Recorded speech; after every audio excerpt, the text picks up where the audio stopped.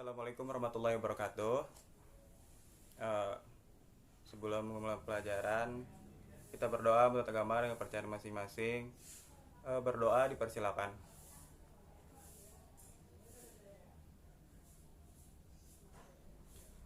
Selesai. Bapak absen dulu ya. Alvin Fauzi, Hai, Ari Renaldi, ada Ari sakit pak? sakit. Tapi mamanya nggak sakit kan? Hah? Eh, Apa? Enggak, maksudnya kalau misalnya mamanya sakit kan enak, Ari jadi ada yang ngurus gitu. Maksudnya dia nggak sakit semuanya, ada yang ngurus. Kemudian Rahmat Ramdhani, Hadir pak. Renaldi Rosadi, Hadir. Rizky Teja Pratama, hadir. Hadir pak. Oi. Vicky, Hadir. Vicky nih berapa hari nih nggak masuk nih? Udah berapa minggu nggak masuk? Vicky kenapa Vicky? Malas atau gimana? Enggak malas. Nanti dirajinin lagi ya? Iya nggak? Iya dong. Boleh nggak? Boleh ya. Mantap. Kemudian terakhir ada Yuli ada Yuli. Hadir. Oke. Baik. Sebelum kita masuk ke materi, Bapak ingin eh, kalian mengetahui tentang fakta. Fakta yang dikemukakan oleh Einstein. Kenapa disebut fakta? Karena Bapak merasakan hal itu dan kalian juga sebenarnya harus merasakan hal ini. Menurut Einstein, ada dia. Kalian tahu kan Einstein? Itu loh yang menciptakan teori relativitas, terus eh, apalagi sih yang elektro begitu. Terus Einstein pernah foto listrik ya. Foto listrik. Jadi menurut Einstein, dia pernah berkata bahwa setiap orang itu jenius, tetapi jika kamu mengukur seekor ikan dari bagaimana dia memanjat pohon, selamanya ikan itu akan merasa bodoh. Bapak ulangi, setiap orang adalah jenius, tapi jika kamu mengukur seekor ikan dari bagaimana cara dia memanjat pohon, selamanya ikan itu akan merasa bodoh. Jadi sebenarnya maksud dari kutipan tersebut adalah Einstein mengatakan bahwa setiap orang adalah jenius. Ya, Bapak percaya setiap orang adalah jenius dan kalian juga harus percaya setiap orang adalah jenius. Dalam artian jika kamu tidak bisa belajar matematika atau tidak bisa mempelajari matematika dan susah payah akan hal itu, jangan pernah menganggap diri kalian bodoh. Karena kalian itu jenius. Jenius dalam uh, jenius dalam bakat kalian sendiri. Maksudnya jika kalian tidak bisa dalam matematika bukan berarti kalian bodoh. Kan tadi Einstein pernah bilang jika seekor ikan diukur dari bagaimana cara dia memanjat pohon, selamanya ikan itu akan merasa bodoh. Jadi mungkin kalian itu tidak bisa dalam artian tidak bisa belajar matematika, berarti kalian itu tidak bodoh. Mungkin itu bukan habitat kalian, maksudnya bukan habitat kalian di situ, bukan keahlian kalian di situ. Jadi kalian jangan pernah merasa bodoh.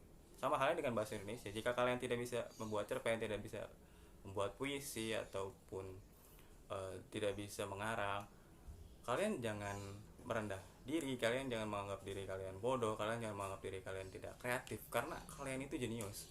Kalian itu jenius sesuai habitat kalian masing-masing. Jadi semoga dalam masa sekolah ini kalian menemukan di mana sih letak kejeniusan kalian, di mana letak di dalam bidang ini saya jenius deh. Selamat menikmati hal itu dan semoga berhasil. Lalu kita masuk ke materi ya. Tapi sebelum itu Bapak ingin mengecek dulu nih, apakah kalian masih menghafal atau bukan menghafal, apakah kalian masih mengerti, apakah kalian masih dalam performa baik dalam mempelajari suatu hal. Bapak ingin mengulas materi sebelum ini ya, sebelum yang akan Bapak jelaskan hari ini mengenai ceramah. Ada yang tahu apa itu ceramah? Oke. Jadi ceramah adalah pembicaraan yang dilakukan terhadap di depan banyak orang mengenai apa? Masih ingat? Ya, benar. mengenai ilmu pengetahuan, mengenai informasi dan sebagainya. Dalam artian ceramah depan banyak orang itu bisa secara langsung atau secara langsung itu dalam artian khotbah ataupun eh, pada pidato upacara setiap hari Senin, ataupun tidak langsung di dalam dalam media sosial, televisi maupun radio. Terus kemudian masih mengulas kemarin ya, ada yang masih hafal tidak struktur teks ceramah itu apa saja? Iya bener sekali. Ada tiga. Yang pertama ada pendahuluan, yang kedua ada isi, yang ketiga ada penutup. Apa itu pendahuluan? Apa saja sih yang ada di dalam pendahuluan? Iya, isi. Kemudian ada setelah isi ada apa sih? Apa aja sih? Hah? Ada yang tahu, masih inget gak? Iya. Yang pertama ada isi. Ah, Terus yang kedua ada pandangan umum, dan yang ketiga ada indikasi masalah. Kemudian yang kedua ada isi. Apa saja isi? Hah? Iya benar banget nih. Iya. Pendapat penulis. Kemudian yang kedua ada apa? Yang kedua yang terakhir dalam isi ada apa saja? Pendapat penulis. Kedua ada ya fakta-fakta untuk menguatkan pendapat tersebut. Kemudian yang ketiga ada penutup. Penutup diisi dengan apa? Iya benar, tentu saja dengan rangkuman dan kesimpulan. Baik, setelah kita mengulas pelajaran yang sebelumnya, sekarang kita masuk ke dalam pembelajaran saat ini, materi saat ini, perihal cerita pendek. Jadi begini, teman-teman, sebenarnya teman-teman tahu tidak mengapa kita itu berada dalam puncak rantai makanan? Kalian tahu tidak kenapa kita bisa mengalahkan singa, kenapa kita bisa mengalahkan macan, dalam artian dalam ruang lingkup sebuah rantai makanan? Kita tuh berada dalam puncak loh. Ada yang tahu? Tidak. Jadi begini, Bapak ceritakan. Ini berkaitan dengan materi yang akan kita bahas kali ini. Jadi sebenarnya manusia selain disebut sebagai binatang yang berpikir, kemudian hewan yang berpikir atau binatang yang berpikir, ataupun hewan yang berkomunikasi, yang berbahasa, tetapi juga manusia adalah hewan yang bercerita. Dan dari cerita-cerita tersebut, manusia berada pada puncak rantai makanan. Kenapa bisa begitu? Begini, Bapak akan menggambarkannya. Jadi begini teman-teman, kalau misalnya ada tikus, segerombolan tikus di dalam rumah, kemudian si pemilik rumah menyimpan racun di dalam makanan, terus sengaja disodorkan kepada tikus. Apa yang akan tikus lakukan? Iya, tikus pertama akan memakan makanan tersebut, lalu dia keracunan dan meninggal. Kemudian tikus kedua melakukan hal yang sama, tikus ketiga melakukan hal yang sama, tikus keempat melakukan hal yang sama, sampai seterusnya. Lalu berbeda dengan manusia. Jika manusia ada di dalam hutan, segerombolan manusia berada di dalam hutan. Segerombolan manusia ini, satu orang memakan sebuah tanaman, dan tanaman itu beracun. Kemudian orang ini meninggal. Lalu orang meninggal ini tidak akan terulang. Karena apa? Karena akan ada seseorang yang menceritakan bahwa jangan memakan tanaman ini karena tanaman ini beracun.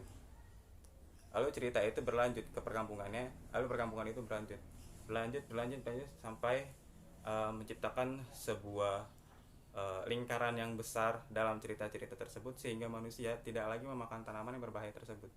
Ini membedakan antara tikus yang sama sekali tidak bisa bercerita bagaimana bahayanya makanan tersebut yang dapat mematikan atau membuat temannya meninggal. Dia tidak bisa bercerita bahwa wah ini makanan ini nih, jangan makan makanan ini, nanti makanan ini beracun, nanti kalian akan meninggal jika memakan hal tersebut. Tikus tidak bisa bercerita tersebut, maka tikus akan selalu terjebak dalam hal tersebut. Berbeda dengan manusia, karena manusia adalah hewan yang bercerita. Jika ada seseorang yang meninggal karena tanaman, maka seseorang akan mengidentifikasi tersebut lalu bercerita kepada orang yang lain agar tidak memakan hal tersebut, agar tidak memakan tanaman tersebut. Hal itu terus berulang sehingga manusia tidak lagi memakan tanaman tersebut dan mereka terhindar dari mara bahaya. Berbeda antara tikus dan manusia. Jadi begitulah kekuatan cerita. Cerita juga bisa membangun bagaimana stigma di dalam masyarakat, bisa diambil dari mitos gitu. Kita kebanyakan orang atau kebanyakan anak-anak, kebanyakan orang tua selalu bercerita kepada, terutama saya waktu dulu, dia selalu bercerita bahwa jangan keluar maghrib karena akan ada owe gombel ataupun setan-setan yang lain gitu. Sebenarnya itu kan dibentuk dari cerita-cerita yang tidak faktual gitu, tidak ada fakta yang mengapa atau tidak ada secara real gitu bahwa setiap habis maghrib itu langsung ada genderuwo atau tidak ada. Cuma hal itu yang membentuk budaya-budaya kita gitu, hal itu membentuk bagaimana cara masyarakat berpikir gitu dari cerita-cerita tersebut. Nah, setelah Bapak menjelaskan hal itu, apakah kalian bisa menebak apa sih materi kali ini? Iya, materi kali ini mengenai cerita pendek. Ada yang tahu pengertian cerita pendek itu apa?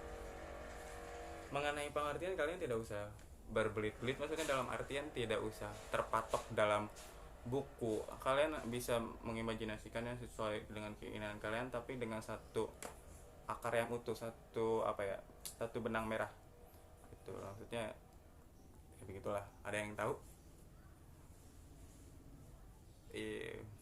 Bisa ada Bapak jelaskan. Jadi begini, cerpen adalah karangan pendek. Cerpen adalah cerita pendek yang berbentuk prosa,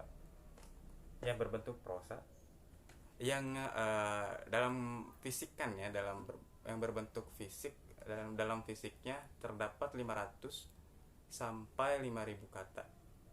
500 sampai 5.000 kata yang bisa dibaca dalam sekali duduk. Dalam artian sekali duduk di sini adalah kita bisa membaca cerita tersebut hanya dalam waktu 10 sampai 30 menit. Kemudian cerpen ini adalah sebuah cerita yang mengisahkan tentang tokoh yang di dalamnya dibalut dengan peristiwa, konflik, lalu pengalaman yang mengandung value. Value itu nilai-nilai yang terkandung di dalam cerpen yang bisa kita serap di dalam kehidupan kita sehari-hari. Jadi di dalam cerpen itu sendiri terdapat 8 nilai. Yang pertama ada nilai moral yang berkaitan dengan tingkah laku seseorang atau tingkah laku tokoh, baik buruk tingkah laku tokoh. Kemudian ada nilai sosial yang berkaitan dengan ruang lingkup dari cerita tersebut. Yang ketiga ada nilai religius atau keagamaan. Yang keempat ada nilai pendidikan, dalam artian bagaimana cerpen tersebut dapat mengedukasi kita. Kemudian yang kelima ada nilai politis. Nilai politis itu ketika cerpen mengangkat tentang cerita-cerita yang berkaitan dengan pemerintahan. Terus yang keenam, ya kalau salah keenam sih. Iya, yang keenam ada nilai estetika. Estetika ini nilai keindahan. Nilai keindahan di dalam cerpen. Nilai keindahan di dalam cerpen itu bisa berupa majas ataupun deskripsi yang dapat benar-benar menggambarkan sesuatu atau sebuah peristiwa di dalam otak kita, meskipun itu dalam sebuah cerita, dalam kata-kata, tidak dalam visual yang secara jelas real gitu. Kita dalam kata-kata terus otak kita menerjemahkan hal itu. Kemudian yang ketujuh ada nilai budaya. Nilai budaya ini dalam artian di ruang lingkup cerpen tersebut tersisipkan beberapa budaya-budaya yang ada di beberapa tempat, apalagi di Indonesia banyak banget kan, yang biasa disebut dengan lokalitas gitu. Terus yang kedelapan ada nilai kemanusiaan. Nilai kemanusiaan ini berbentuk dengan sifat-sifat manusia. Nah, sebagai pertanyaan, bagaimana sih cara kita mengambil nilai-nilai di dalam cerpen tersebut gitu.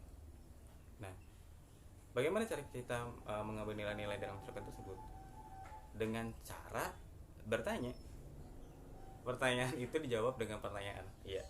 Jadi pertanyaan di dalam cerpen itu ada 5 jenis. Yang pertama ada pertanyaan literal, yang kedua ada pertanyaan interpretatif, yang ketiga ada pertanyaan integratif, yang keempat ada pertanyaan kritis, yang kelima ada pertanyaan kreatif.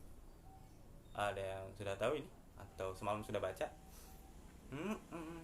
Belum baca. Ya sudah Bapak jelaskan. Yang pertama ada pertanyaan apa sih tadi? Pertanyaan literal.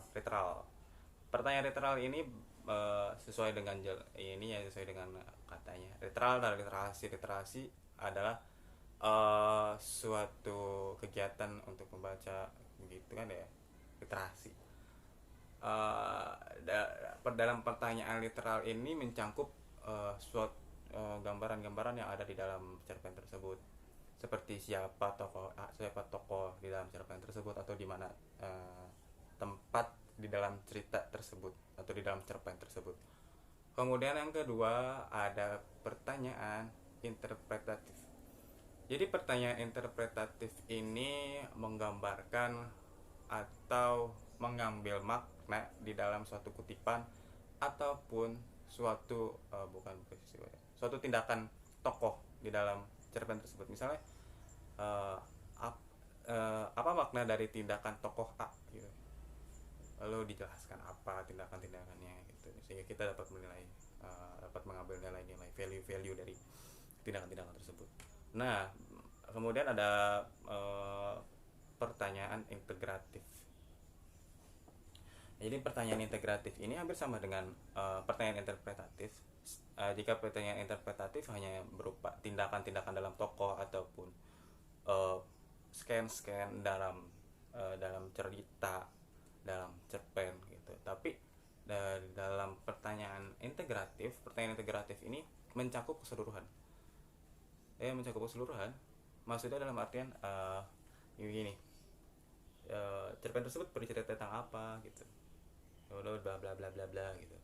Kemudian amanat dalam cerpen tersebut apa, kemudian makna dalam cerpen tersebut apa. Jadi jika dalam pertanyaan interpretatif dalam sebuah tindakan ataupun potongan-potongan di dalam cerita, pertanyaan integratif ini mencakup keseluruhan gitu.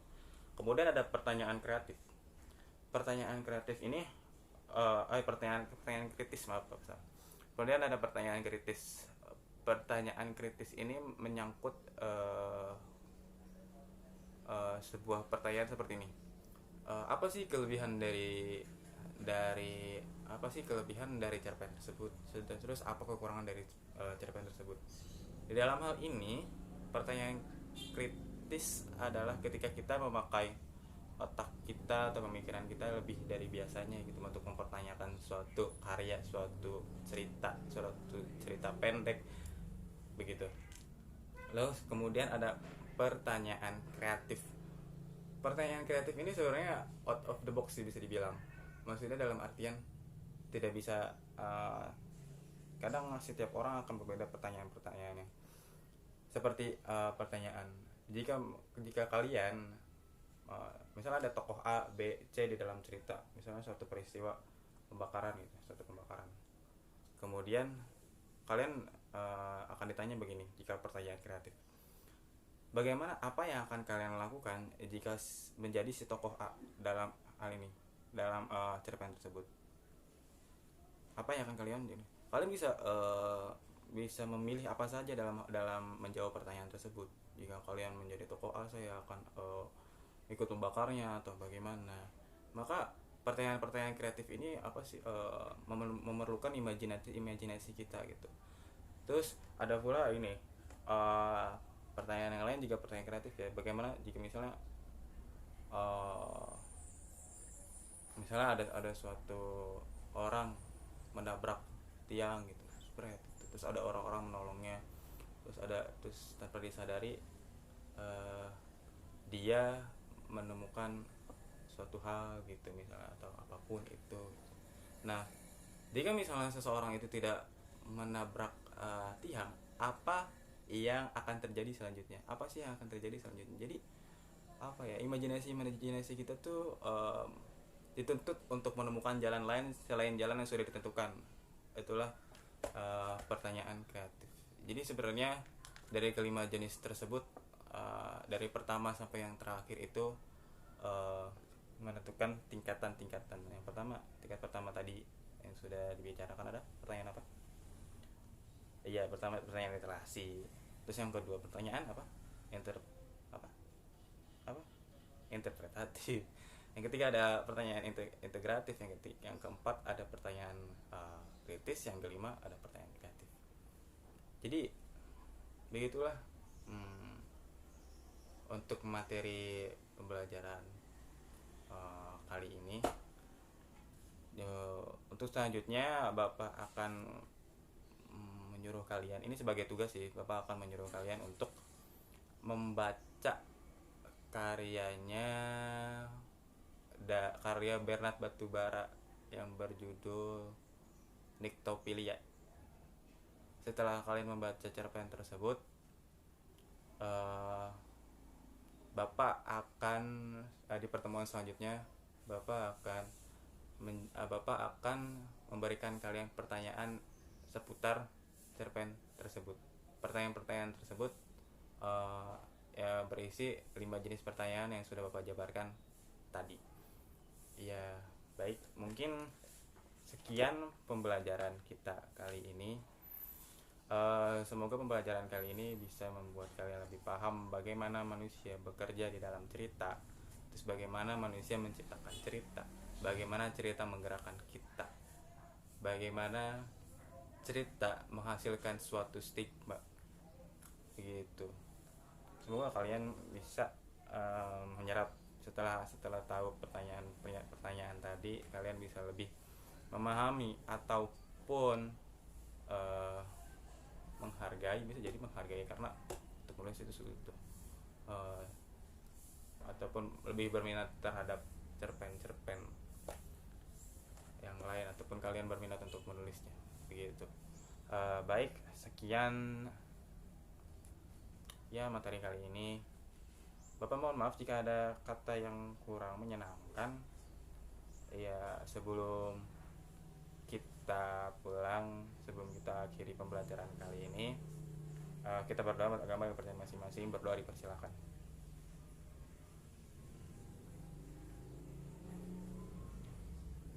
Selesai. Ya, terima kasih dan jangan lupa baca cerpen dari Bernard Batubara yang berjudul Nyctopilia untuk memenuhi tugas-tugas kalian minggu depan. Terima kasih. Bapak pamit undur diri.